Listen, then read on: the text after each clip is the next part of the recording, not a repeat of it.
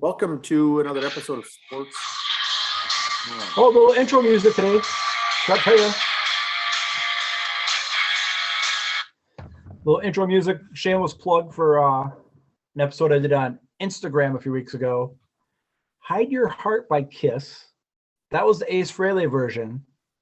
But find out who originally recorded it and what 5 artists all recorded it in the same year. It's called Hide Your Heart. Yep. That was Kiss the Ace Frehley version. Paul Stanley was one of the writers, so but they were not the first one to release it. Someone else has put it on multiple albums since, multiple greatest hits of theirs. It seems to be a good song to cover. 5 people did it in 1 year. So now, for those just jumping on, welcome to Season 3, Episode number 10. Today's January 17th. We're your hosts, Dan and Andy. We've got sports, songs, updates, music, NFL playoffs, and a whole bunch of fun stuff. Yes, a whole bunch of things going on.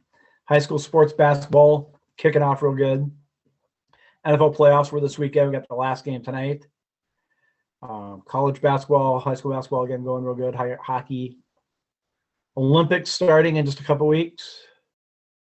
What's left of them anyway? But first, we'll be getting into all that fun stuff: Olympics, basketball, football, NFL playoffs. I used, Andy, the trivia question for this week. I tied it in with the NFL Wildcard weekend. Okay.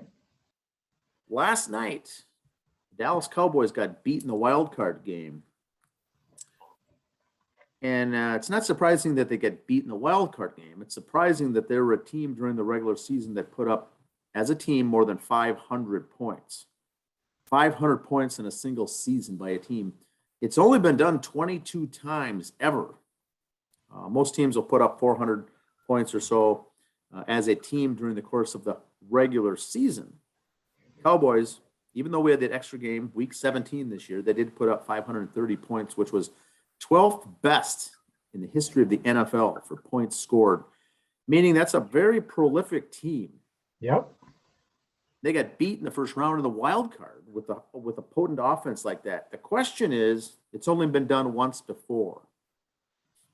Can you name the team that got beat in the wild card round weekend after putting up more than 500 points in the regular season in the history of the NFL? It's only been done once.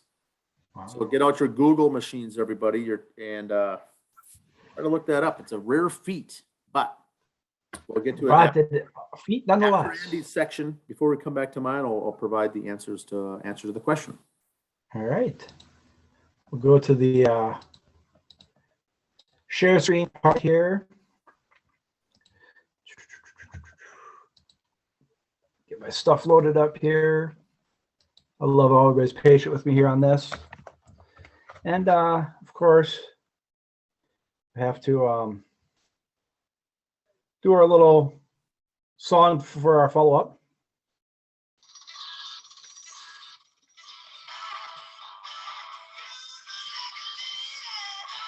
Oh, yes. Yeah, send your hate mail to me. I don't care. I can only imagine what this topic will be, Andy. Big drum roll. Leah Thompson, our favorite male swimmer. Yes. Jason Whitlock had something on it here too, and Jason Whitlock's a great listen to. He used to be on FS1, and now he has his own show. He gets kind of political, but right here, what Leah Thompson is doing is stop the press is newsworthy, he says. It's worth the debate and analysis. It could change the course of history and undermine the rights of biological women, and ESPN won't talk about it. We will. Okay, I can't look at that picture anymore. Okay, Leah Thompson was dominated by fellow Ivy League transgender swimmer Iszac Henig. The University of Penn's transgender swimmer Leah Thompson was defeated by another transgender swimmer, one who's on the men's team and has transitioned to a female. But at the Ivy League school meet on last week, the Yale defeated Thomas in both the women's 100 and 400 freestyle races. I got so many breaststroke race jokes here. I'm just not even going to bother. Now, But to be fair, Andy, Yep. we have never covered women's swimming at all in college. Well, So this yeah, is actually giving press. yeah, and and here's the thing, and some things have been really said here that just kind of bother me. Fox News has covered it. There's been some great quotes there. Other parents on the Penn team were upset about this, how the attention it's getting. And one thing that Thomas said that really bothered me the most, and it's kind of funny it's on MLK Day that we're saying this too, comparing themselves to what Jackie Robinson went through. Jackie Robinson wasn't a white guy who decided to be black and go through all that stuff. He was an African American and went through it. He didn't decide to do something to break barriers. He just had to. That was the cards he was dealt. You are changing the game and changing the cards in your hand. Therefore, you are not like Jackie Robinson. Not even close. What you're doing is it good for people? Okay, maybe. But as far as college and sports and everything else, no, it's not. Maybe if you want to say there should be a transgender group, one person even said that when these two compete, it should be what's the word I'm looking for? Just where they're showing off. It's just a trial. Here we go. Exhibition. That's the word.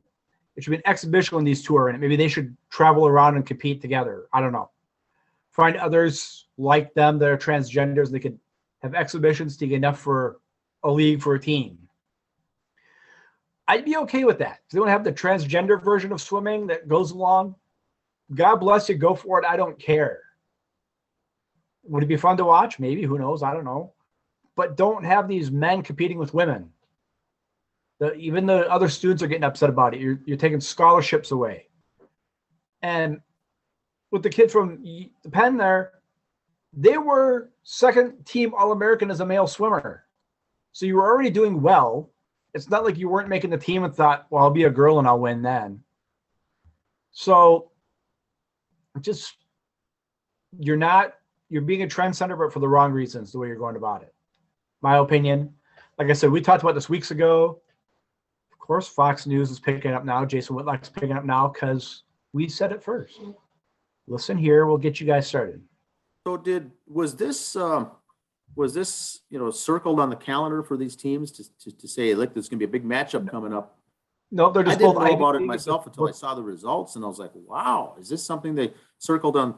I'm not saying they did it to draw attendance, but was it a big deal, or did we ever find out who finished third in this race? Just Ivy League schedule, that's the way it went. It's not like one's in the Ivy League and one's in the ACC, and they said, hey, I got an idea. We're not doing anything this weekend. How about you? No, it was a regular scheduled Ivy League meet. Interesting. So, yes. You're right. You're right. It's turning into an exhibition of sorts. Yeah. That's not the intent, I don't think, but boy. But you yeah, can't, sort of you a cannot circus. make the Jackie Robinson comparison at all. Yeah.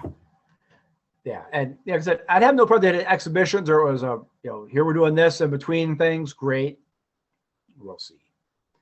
I do current things bothering me in the soapbox. The NIL, they call it, the name, image, likeness, the NCAA is going with, where the kids are getting paid now. I guess I got no problem getting paid. And the one thing where it's bothering me where I'm noticing it from what I follow is the kid from the Gophers, the wrestler there who signed with WWE. He's getting contracts. Gabriel Stevens, he's getting contracts with WWE. He's getting paid. So they fly him out to show up at pay-per-views. He's in the back room. He's at some of the TV shows in the back locker room, da-da-da-da-da. He's still trying to compete for the Gophers to get a college education. He's got to fly halfway across the country for all these appearances. That's the part that bothers me. They want to have him paid to do things like this. Do it when you're locally in town here. Or if the U happens to be in, Nebraska, and that's where WWE is that week too, fine. He's making these special trips, getting paid. One of these, it's going to be pretty soon. If he's got a chance for a big payday at WWE, he's going to really want to wrestle in the finals. kind of like the way basketball players and football players don't go in the tournament. The football players pull out of the bowl games because they're going pro.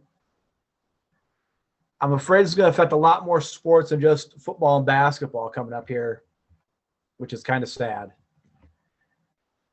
Geno Smith. Yes. Quarterback for the Seattle Seahawks, former quarterback of the Jets. He was arrested this last week on suspicion of driving under the influence while in Washington early Monday morning. King County District Court records obtained by the Seattle Times show that Smith was arrested at 2:10 a.m., released at 9:27 a.m. No further details of the arrest were available. The arrest occurred hours after Seattle's win over Arizona on Sunday in the Seahawks season finale. Smith, who was the backup to Wilson, did not play in the game when they finished off their 7-9 season. He was, it was like his third one in the last few years. He was clocked doing 100 miles an hour. Here's his tweet. Being arrested brings a tainted to the reputation that is blah, blah, blah, blah, blah, blah, blah. He's just looking for a woe is me, leave me alone, poor me. Here's the sad part.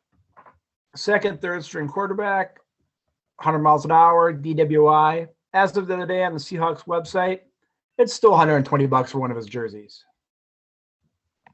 That's the part that kind of bothers me a little bit on that thing, you got to cut him and get rid of his jersey, but you figured it'd be at the clearance rack by now. Getting to some high school sports here now. I'll get to the good stuff. Class 2A boys hockey. Right here, we got Andover, Roseau, and Cretin-Durham are your top three. Cretin-Durham up from 7. Boys A, Hermantown, War Road, and Little Falls, top 3.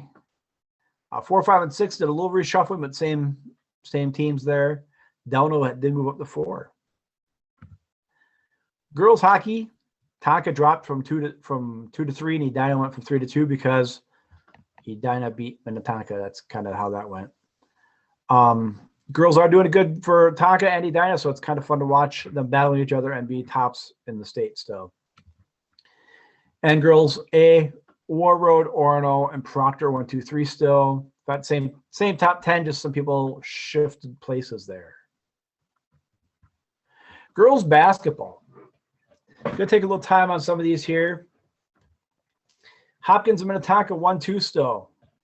I remember last week we mentioned how those two teams were both ranked nationally, and poor Buffalo had to play both of them in the same week.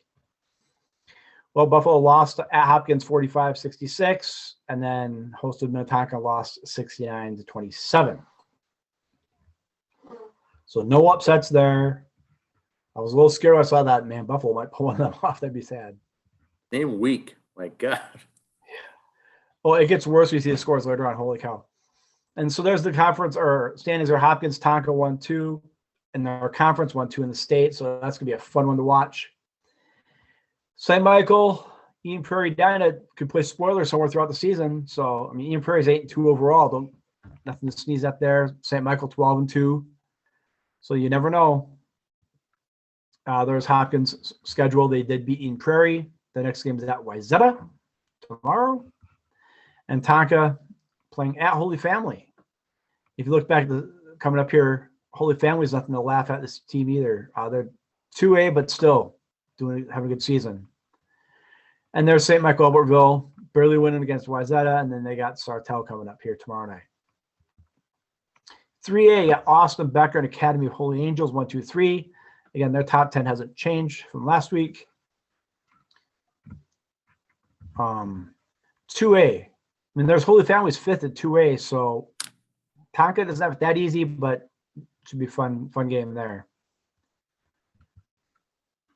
1A for the girls. Now here, just hear me out on this. Mountain Iron-Buhl, 11-1. Mary Lutheran, 10-0. Sleepy Eye Mary's 12-1. 14-0 for Hayfield. Let's concentrate on those top 2. Mountain Iron and Mary Lutheran 1-2. Here's Mountain Iron's schedule so far this year. And for those of you on the audio part, I'll read some of these scores to you. They won at Red Lake 105-40. They beat International Falls 99-29. They beat Little Fork Big Falls 105-6. They beat Northwoods 102-46. Belgrade 72-18.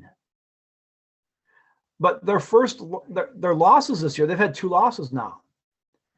First game of the year at St. Croix Lutheran, they lost 77-72. And they lost last Saturday against Providence Academy 60-67. So they got 2 losses now. Mayor Lutheran probably jumped to number 1 because Mayor Lutheran's been clicking right along here undefeated. They beat Tri-City 67-28. Mayor Lutheran did over Lester Prairie 97. Mayor Lutheran's been winning by about 20 points a game here, 25 points a game. But Mount Iron-Buhl's 2 losses, they had to come down here to the big city. I looked ahead at the schedule. Last week of the year, Mayor Lutheran goes up north to Mountain Iron. Oh. So that should be a game. Keep an eye on. End of February. Oh, right before the March Madness. That'll be good. Last game of the schedule for both of them, right for their playoffs. So that's what it comes down to, because a championship preview maybe. Now, I don't remember for girls basketball, they seed the first 5.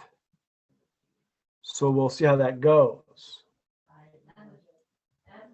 Boys basketball, Tonka hanging on there, number 8. Now, if you look at some of the stuff I put on Facebook this week from Minnetonka, young Elamine is having a nice season for Tonka. He's made some nice plays, fun to watch. Remember Elamine from Gophers? He went to UConn, or yes. UConn, Minneapolis North. That's his boy. He was from Minneapolis North, I think. Right? Yep. He went to UConn. Did he have a cup of coffee with the Timberwolves or not? I can't remember. I think he did. Brief. Coaching clinic here in Minnesota now, too.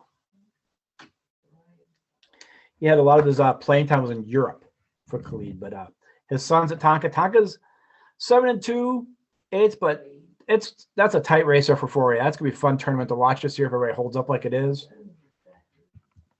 3A, Tino Grace, Columbia Heights, De La Salle. Columbia Heights moving up from 6-2. A lot of people jumping around there. 3A, there's Minneapolis North. Caledonia, Rockford at 5. And 1A, there's Sleepy Eye St. Mary's at 1. New York Mills undefeated at 6. So we'll see how that turns out there. Moving on to the Big Ten. Talk some college sports. Here's what men's basketball, just the top 5 we'll go over. This was going into yesterday now, so pardon me on some of the numbers that are off, but Illinois is having a real nice season. There's top 5 right there. Rutgers is a fun team to watch. And the Gophers are 12th. They're now 1-5 because they did lose to Iowa the other day. They started out 9-0. They're now 10-5. These losses are not helping on some of the projections for the 8 teams now that make it.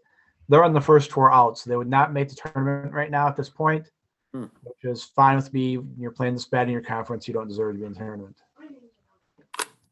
And there's their schedule. Like I said, they lost to Iowa, and they're at Penn State on the 19th.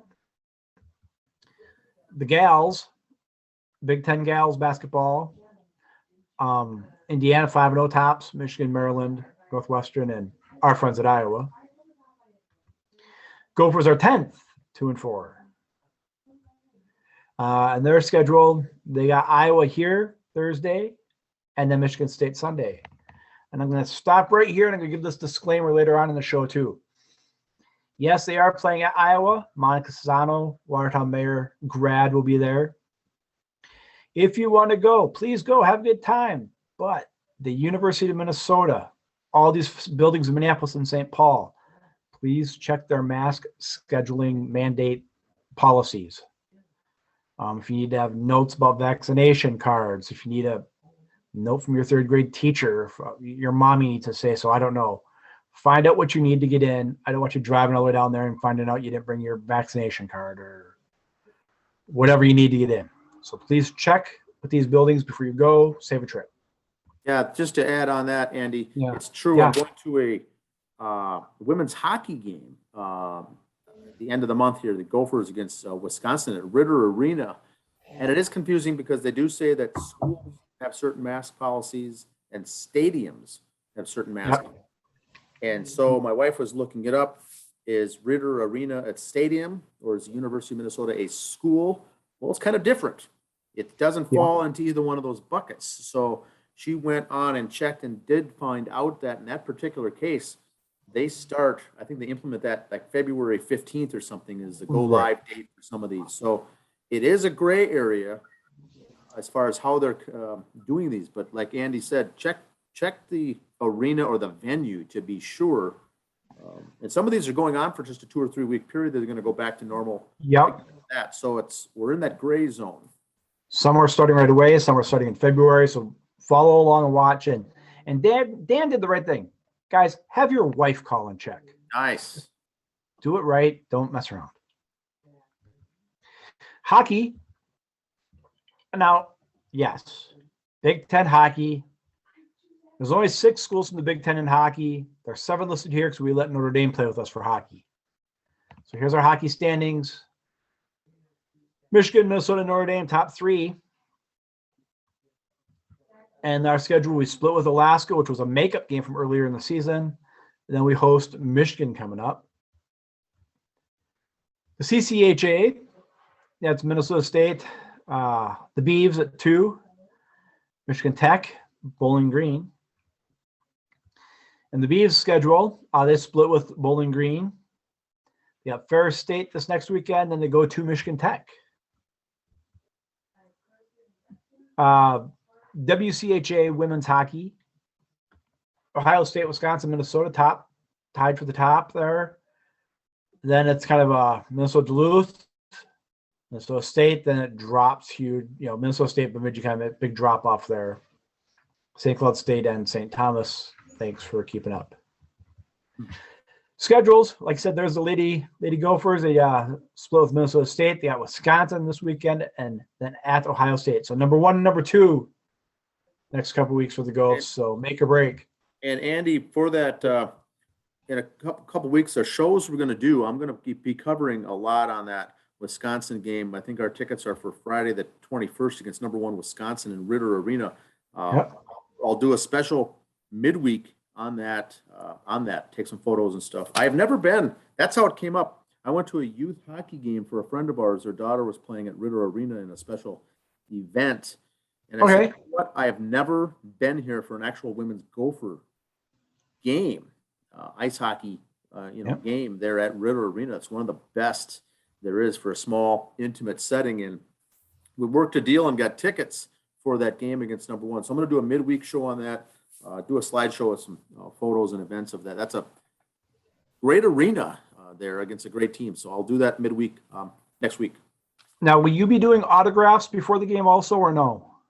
No, we'll leave our cards, Sports and Songs cards there at the venue. Okay, yeah, all right. We'll have a table set up during the intermissions, maybe. Yes, $5 for an autograph, 10 for a picture and autograph. Yes. Okay. Beaver, the female Beavers. Their hockey schedule there is they lost both to Minnesota Duluth. Then they host St. Cloud State and St. Thomas. So hopefully they get some W's there. The Kraken, our favorite hockey team, not named the Wild, the Seattle Kraken. Busy schedule for them coming up. 5 in a row at home, and a couple on the road next week to end it. Lots of games being made up here because here's their schedule from the Kraken. They've lost a handful of games because of the COVID this year. No makeup dates yet, but look at the schedule. Some of those teams, the game against Arizona Coyotes, they probably won't make that up because both teams are doing bad in the standings, so they won't bother. That might be a lot of breaker on some of these teams. They need it for the playoffs or not. We'll see how that goes. And that's anything on the Wild's website about their makeup games. But here's the standings in the Pacific. Seattle's, you see, got a good firm lock on last place there. So we'll see how that turns out about their makeup games. Like obviously games against Vancouver and Edmonton, they would be making up, but maybe if they had other games, they will. And the Wild, like we said, here's their schedule, kind of a light schedule this week. At Colorado today, I did not hear a final yet. Then Then home and home with the Blackhawks over the weekend. And there's their standings. Colorado's first. Minnesota's dropped to fourth. But I see Chicago and Arizona at the bottom there. So if the Kraken had any of those games, they will not be making those up. I guarantee you that. Baseball. Let's talk about some good news, some bad. Not good news coming out of the talks. So we'll see. So we got plan B. First of all, Dan, get your pen and paper here. Okay. Intern Abby brought this to my attention. She heard it on the radio. Nice. The Arizona Diamondbacks are looking for a bullpen catcher. They got their job up on job sites. You report to the manager of the major league team. Duties and responsibilities: to attend major league spring training at designated camps, workouts in the offseason as necessary. 2, spend the entirety of the 2022 season with the major league team, assisting the coaching staff with catching bullpens and preparing pitchers and catchers as determined by the coaching staff. Work with the pitching staff and run prevention coordinator to help ensure that bullpen practices, habits align with the pitcher's development plans. Assist with different components, the processes of upcoming opponents as needed, and communicate effectively with the coaching staff and players. So if you think you qualify, Dan, I don't know if the knees can take the catching, but live that dream, baby. You know what they do for these? I've talked to one of these guys before, and you're actually part of the team, but you're a very good catcher. You're a catcher that probably fell off from being drafted or going pro, but this is no easy slouch of a job. This is big time, and these guys are good. And I'd like to know how many of these catchers, because I know a couple from when I used to had tickets for the Saints, St. Paul Saints, their first season. Their bullpen catcher. He didn't play, but he'd warm up the pitchers before the game. He was in the bullpen. He went on the manager later because really, you're the bullpen catcher. You're an unofficial manager. You're an unofficial pitching coach. I'd love to know how many of those guys went on to be pitching coaches or coaches in general. How many of these guys are the ones where they blew their shoulder and can't throw to second anymore for a steal, so they're just a bullpen catcher now? You know, I don't know that could be also, but yeah, these guys have in-depth knowledge of the game. Yep. You know, what's keeping them from just being let's learn to play first base or be a DH. Why are they a bullpen catcher? What's keeping them from going up? You know, but there you go. Arizona Diamondbacks need a bullpen catcher. I saw this little fun stat. Teams in the 500 club overall for baseball. Now this is their entire history. It's like for the Giants, it'd be, when they were in New York. The Dodgers were the Brooklyn Dodgers. All the way back. Braves go to Milwaukee. All these teams. So the Yankees, of course, are first at 568. The Braves at 501. So got me thinking about our two favorite teams. The Mets are at a 480 winning percentage at 4,551 wins and 4,927 losses. The 60s were not good to the Mets. The Twins, this goes all the way back to Seattle, so that's why it was big. Or I'm not sorry, that's Seattle, Washington. So that's why the numbers are so big. 9,012 wins, 9,716 losses for 481 percentage. So there you go. 48% of the time, those two teams are winning. Okay. Yeah. Fair enough. Fair enough. The KBO, Korean baseball, states that their umpires will be individually evaluated this upcoming season. And those with poor grades will be demoted to the minor leagues. Now, if you see the meme I got down there, yeah. baseball memes, Angel Hernandez is a little concerned. I like that. But to a point, I don't see why not. You're as good as a major league player. If the umpires are getting bad grades, send them down. With that said, the KBO season will be starting April 2nd. No changes to their schedule. They're going to go full bore. This is their 40th anniversary. Head first, no exceptions. The only thing is, they will not be taking a break for the Asian Games, which run September 10th through 25th in China. The baseball tournament will run from September 12th to 24th. Korea is looking to defend its gold medal from the 2018 games. If you have a player that goes on a national team, you have to find a fill-in for him and suck it up. Put your big boy pants on. So KBO is starting. Nippon Professional Baseball, the Japanese League, is still going as scheduled to. Preseason starting February 23rd. Opening day March 25th. And their World Series starts October 22nd. So from the sounds of it, if we're on strike or lockout or timeout or whatever you want to call it for Major League Baseball, trust us, we'll follow the NPB and the KBO for you. The Mets will be retiring Keith Hernandez as number 17 this season. I think Mex last year had his retired by St. Louis. So the Mets are going to do that now too. Get on that. Also, the Twins are finally retiring Jim Kaat's number. Finally. Which got me thinking on some stuff here. Retiring numbers. Here's my stories on these two. Jim Kaat, 83, will join Harmon Killebrew, Rod Carew, Tony Oliva, Kent Herbeck, Kirby, Burt Blyleven, and Tom Kelly, and Joe Mauer as the 9th player to have his number retired, along with Jackie Robinson. Hernandez will become the 4th player and 6th individual for the Mets, joining Seaver, Piazza, Kuzman last year, Gil Hodges, and Casey Stengel, along with also Ralph Kiner and Jackie Robinson there. My question for you, Dan, is it about time they retire Kaat's number? Or were you okay at not being retired? Or are you sad they had to wait for him to go in the hall to do this?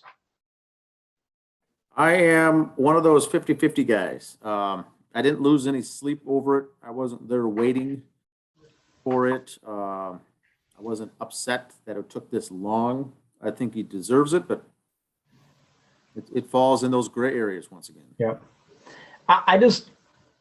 It's kind of I hate to say the whole conspiracy theory thing. It's like, oh, funny, he goes to the Hall of Fame, now you retire his number.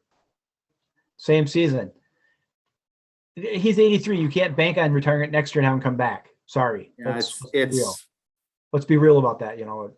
It's a cause effect. So if the Hall of Fame puts him in, now the Twins are backed into a corner. They have to retire his number. Right. The other things I see on there wrong, I do not, and this I'm not being a hater. Herbeck's number did not deserve to be retired, and Mauer's was too soon. Good points. They could have waited on Mauer's for a little bit. I mean, you could unofficially retire, just don't give it out for a couple years, see what happens. Maybe he comes back as a hitting coach or something or whatever. But I think Mauer's was too soon. Herbeck's didn't need to be. I mean, because you look at Kaat's, I looked up the numbers. A ton of guys wore his number since he left too, so it's not like they were hiding it and waiting. I mean, I think Joe Nathan wore it all those years. I think didn't Tapani wear 36 also? I can't remember, but I know Joe Nathan did. And Joe Nathan's at borderline. He's borderline Hall of Fame. He put up some great numbers with the Twins. So do you double retire a number maybe? That's a good question. I don't know about Kevin Tapani. Was he 36? I thought he was 36, wasn't he? I don't know. That's a good question. But you're right. People wore it since, and it's kind of awkward. I think Herbeck, because he was the personality along with the player and the fact that he was only here and he was a local guy, almost like a Mauer, but yeah. Because Tony O's number's already been retired, the 6th there, so that's kind of good. Tom Kelly's number was retired. Okay, Gardenhire did as good as TK did as a manager, I think. So do you retire Gardy's number soon now? He is out of baseball. So. Yeah, Kelly won the 2 World Series, is what. Yep, that's true. But like the Mets did with Ralph Kiner, they couldn't really retire a number. They have a microphone out there. Okay, that's kind of cool. Yeah. Did you do something like that for John Gordon in a couple years? Herb Carneal, who's passed away, stuff like that. We'll see. New releases, album releases here we got coming up. Anyway, gotta get my sound effects ready here soon. New releases coming up. Korn has a new one coming out February 4th for those Korn fans. There's that. And like I said, concerts, I'm being a little shy on those, but there is one concert coming up in the future.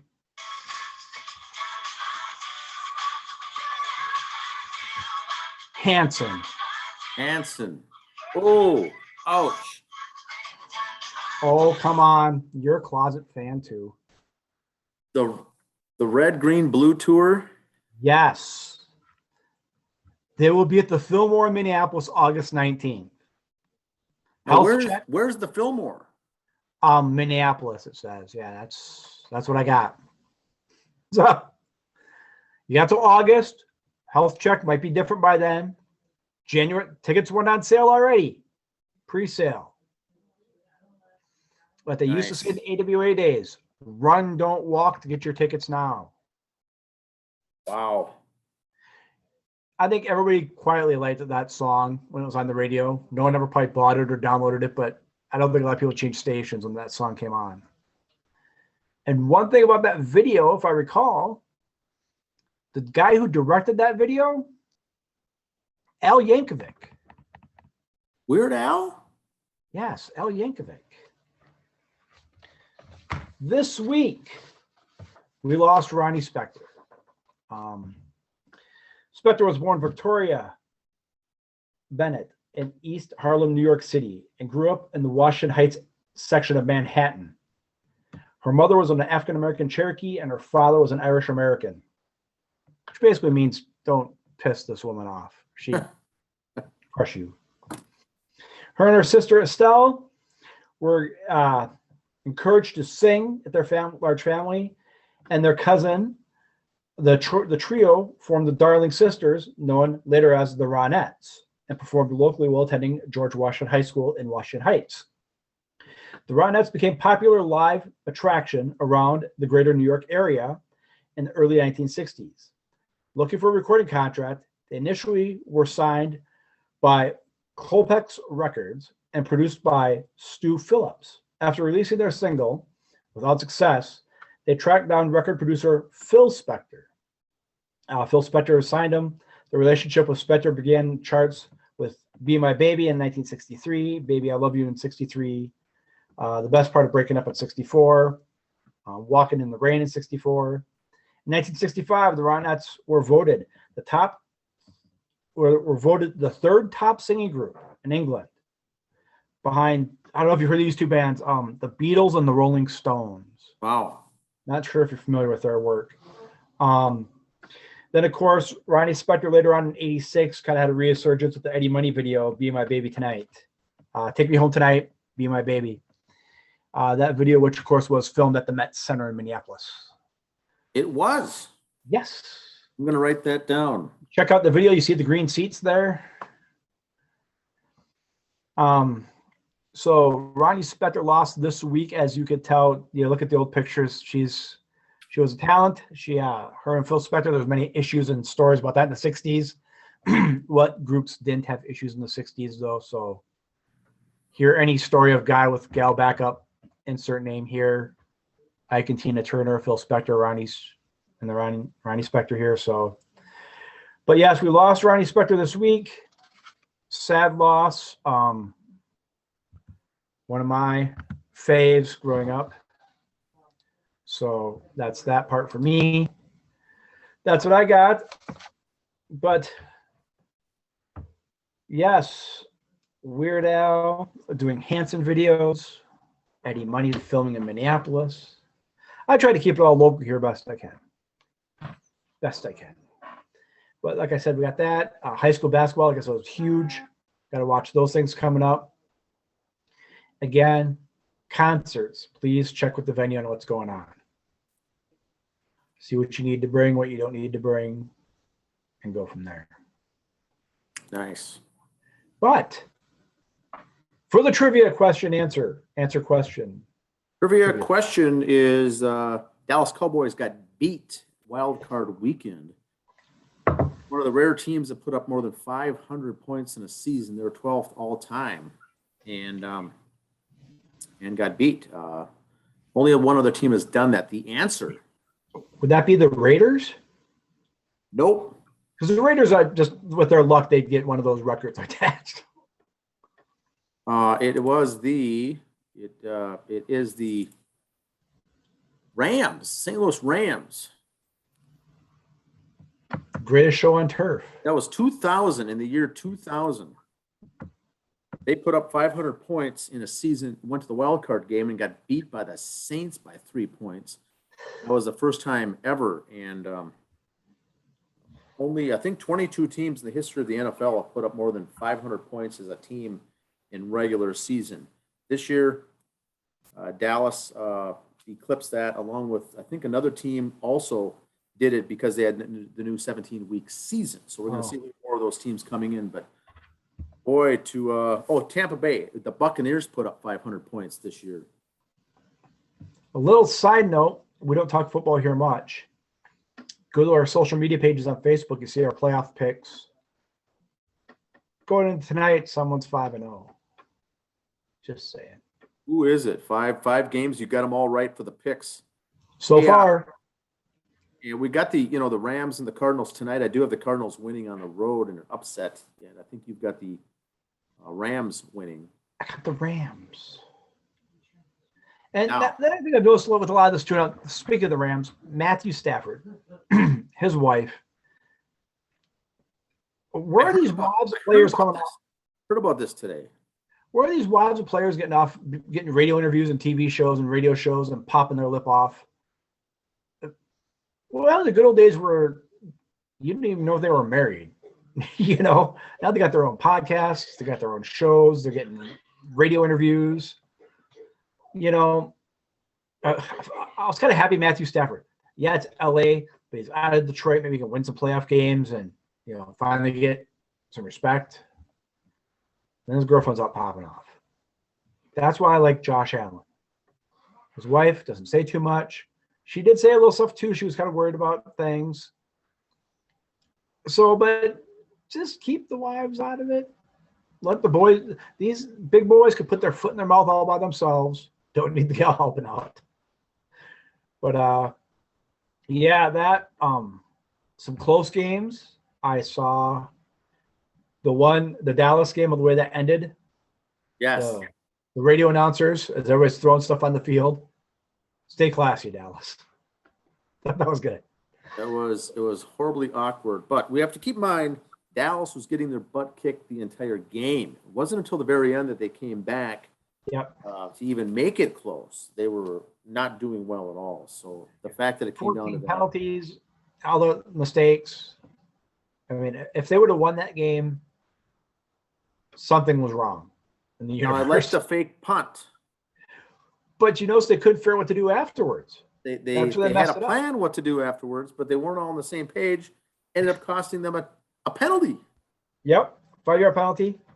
So they didn't have their ducks in a row, we could say. Now, Andy, are we going to talk about our top 5 vocalists? Yes, I have that right here. There was a tweet that was sent out. Eddie Trunk put it out. Chris Jericho put one out. Top 5 heavy metal hard rock vocalists. They both had their lists. I've shared that on Twitter. Some people even said, hey, the people you put on there, they weren't hard rock heavy metal. They were just rock and roll. My criteria for the list, if you were in Hit Parader magazine, you qualified for the list. It's kind of the way I'm going off of it. If you would have been in that magazine, I qualified the list. My top 5 frontmen for a rock band. Number 5, Rob Halford from Judas Priest. 4, Ozzy Osbourne. Either his solo stuff or Sabbath, but Ozzy was 4. 3, Bruce Dickinson from Iron Maiden. Oh. 2, Paul Stanley with Kiss. And number 1, of course, Ronnie James Dio. I like it. Honorable mention, Freddie Mercury. Because Queen wasn't, they were rock and roll, but they weren't really the hard rock. Hard rock fans loved them. So Freddie Mercury gets this congeniality. Honorable mention, whatever I call it. Here's I'm going to share mine here. I've got it up here, the 5 that I've got. I got Hetfield from Metallica. Okay. I've got Chris Cornell here. Paul Stanley, of course, Kiss. One of the main reasons I like Kiss back in the day was Stanley's voice and his front stage presence. Ozzy Osbourne, of course, you've got to have him in there. He can hardly speak. We can't understand him when he speaks, but when he sings, it's very different clear. person. And of course, Ronnie James Dio. So those are my five here for this. And talk about the baseball strike earlier, how they're locked out. Research staff. The last time Major League Baseball had a strike where it affected the season was 1990. Lost the World Series. That took those steroids and home runs to get that back. NBA in 2011 lost part of the season from July to December. NHL the year after that, 2012, 2013. Now the NFL had a player lockout in 2011, but they didn't lose any games. Last time the NFL lost games because of a strike was 1982. Okay. I think that is why these other sports are having trouble catching up to the NFL. You keep having these lockouts and these strikes and losing fans. The NFL, yeah, they lost a few fans last year with the whole everybody taking a knee thing and all this other stuff. They dipped in fans, but they're kind of coming back now. Baseball, if you don't want to lose fans, the week of February 14th, you open training camp and go, let's get this thing figured out. You got 3 weeks to do it.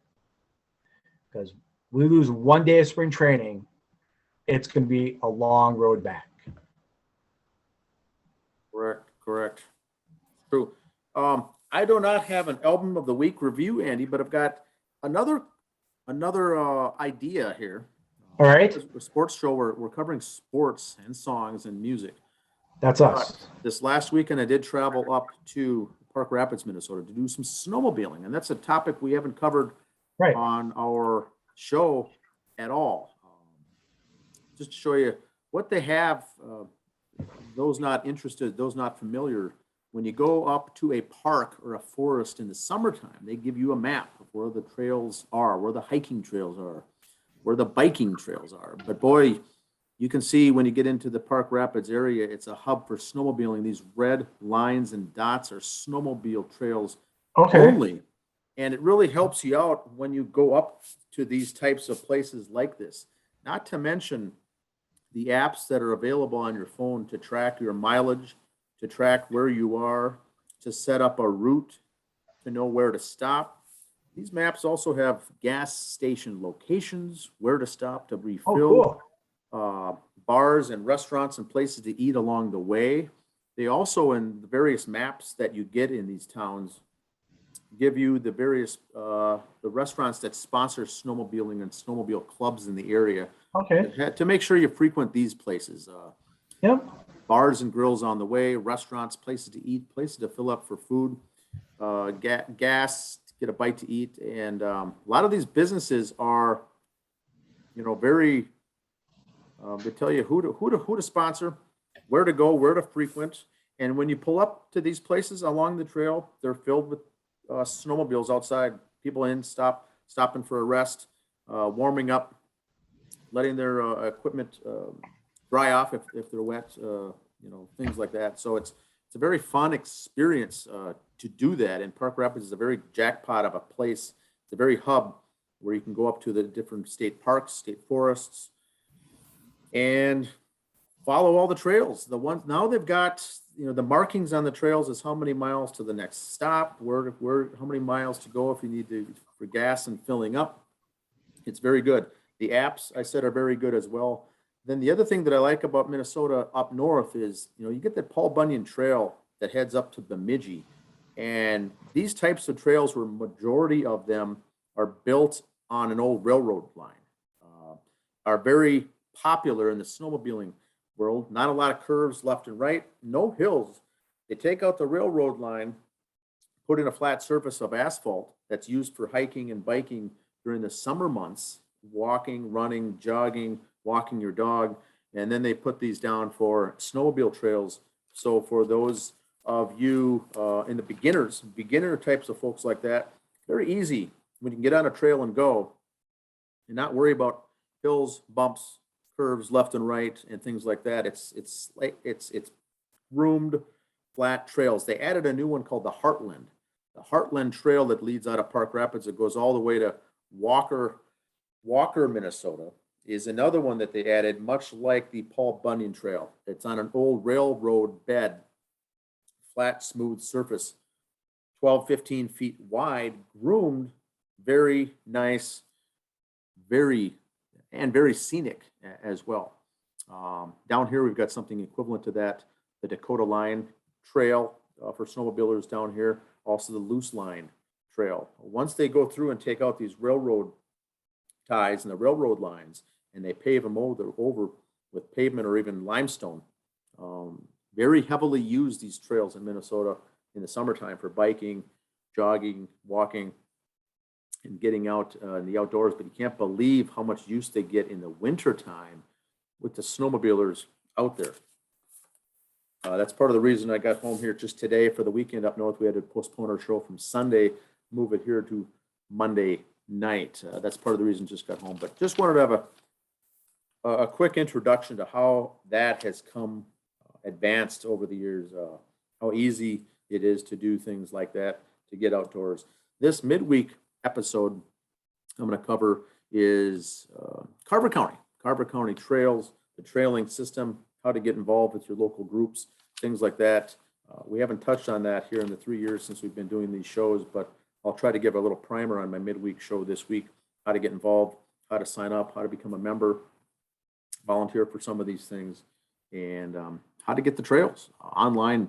Lots of action online with trails to be able to zoom in, zoom out on these interactive snowmobile trails.